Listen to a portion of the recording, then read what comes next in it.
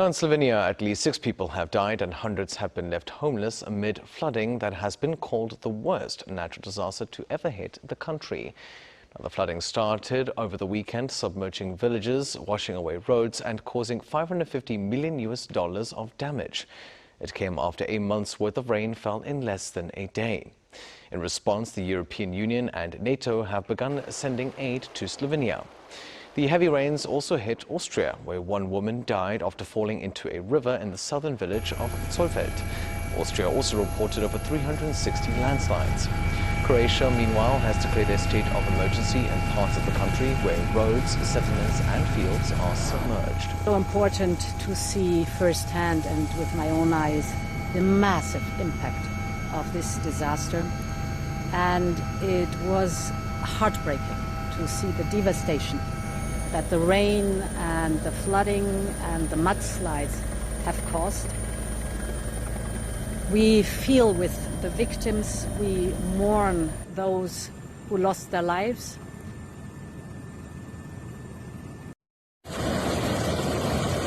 A deadly flooding disaster unfolding in Slovenia.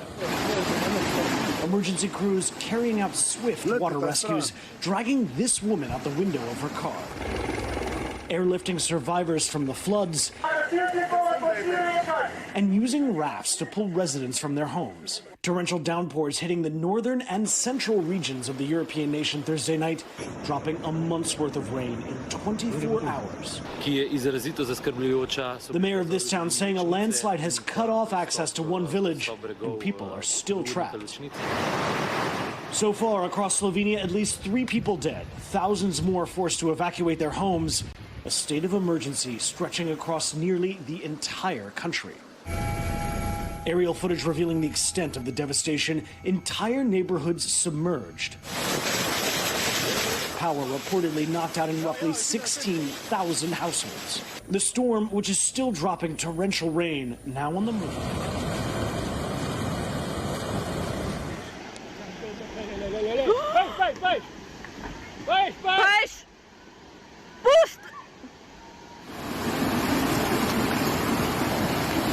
No.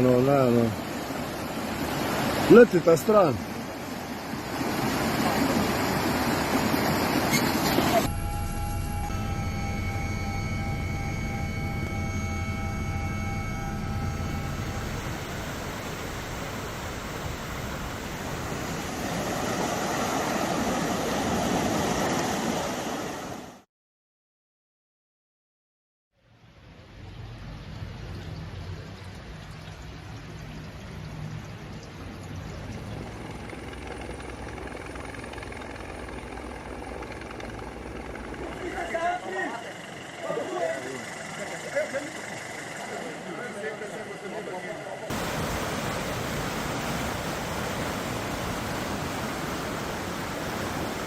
Slovenia's Deputy Prime Minister and Foreign Minister Tanja Fajon is on an official visit to Ethiopia.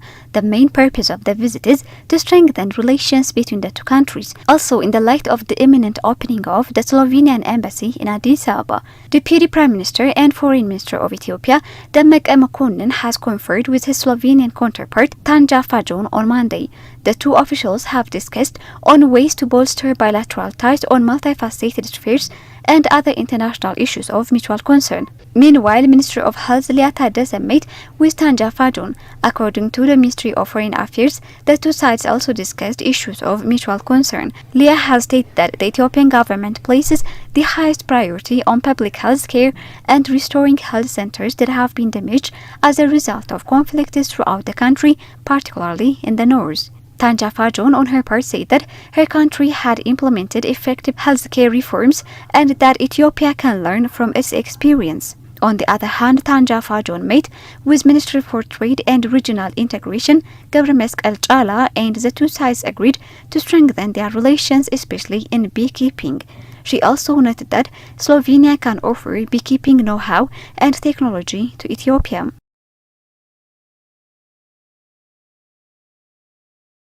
So we are in the situation that we have a complete different geopolitical picture. We see the focus is shifting to Indo-Pacific. we see that it's not the war between Russia and the West, but it's somehow the fight between the West and the East.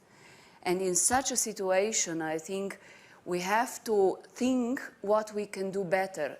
Coming from the side of the European continent, I could always say we should be more in our foreign policy, humble and more inclusive towards the development world. So we have to bring more equalities. We have to see what the business is doing and has to adapt also cooperatives to the new geopolitical environment, that we have a dialogue, that we work together, because every such crisis is affecting globally all parts of the world. And once again, we have to take care of the rules of the international law and really respect that and not change it in a time when there are countries that choose the way not to respect them. And Russia chose that way. So we have countries that are respecting the rules, and we have countries that are respecting their national interests going beyond the rules. And that is what is happening, and we have to take into consideration the world order and really do better.